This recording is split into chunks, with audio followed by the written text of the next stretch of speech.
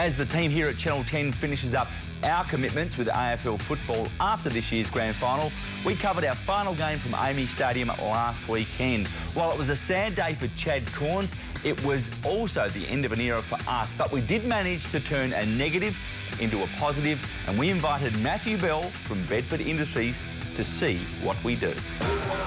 A keen Power fan, Matthew arrived optimistic his team could pull off something special on a wet, chilly night at West Lakes. I met him and his carer, Garth Andrew, inside the main gates at AAMI Stadium, and we journeyed upstairs to introduce him to the Channel 10 commentary team.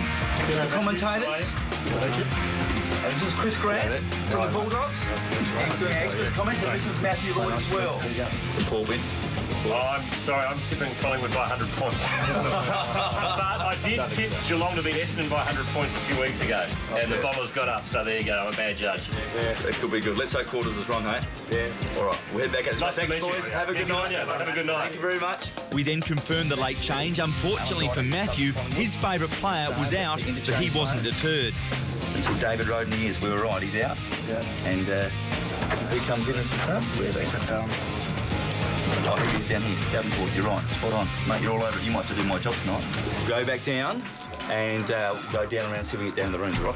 Come this way. So from the air-conditioned comfort and lofty heights of the box, we descended to the field of play and then into the bowels of the members' grandstand for a sneak peek at the Powers warm-up in the rooms for Chad's final game. Relatively impressed, I could sense Matthew was warming to my job, and as the players ran out for their on-ground pre-match preparations, and even with the rain falling quite heavily, I felt Matthew was starting to think I have it pretty easy. I needed to impress, so I went for backup and called power legend Michael Wilson over for a chat. Let him know what he needs to go and tell the boys. What do you think? Make sure the boys get ready, get in there. Get into it? You reckon? Kick it long too, I reckon, in the wet. What do you reckon? Oh, yeah. As the heavens opened even more, Matthew and I went for shelter, and he managed to get the ear of Peter Road. Together we cast an eye over the completion of the pre-game drills, and Matthew discussed what he thought Port needed to do to stop Collingwood. With the game about to start, I had to get prepared. Thanks for coming out, we really appreciate it, and good luck with your footy at Gainesville as well. Cheers, mate. Welcome to AAMI Stadium, a rather soggy AAMI Stadium, Matthew Lloyd. Can't see it being very competitive tonight, unfortunately. Corey Wingard. Yeah, guys, on the injury front quickly for Port Adelaide. Jasper Pittard had some work on his back and his hamstring. Keep an eye on him. I can see the rain has only just stopped. You wouldn't know it watching Collingwood's skills, though. Amazing in the wet conditions. So Matthew watched the contest in the dry, perched at the back of the commentary box, listening to our callers in action. Collingwood have had 55 possessions, just 20 for the Port Power. They are not running.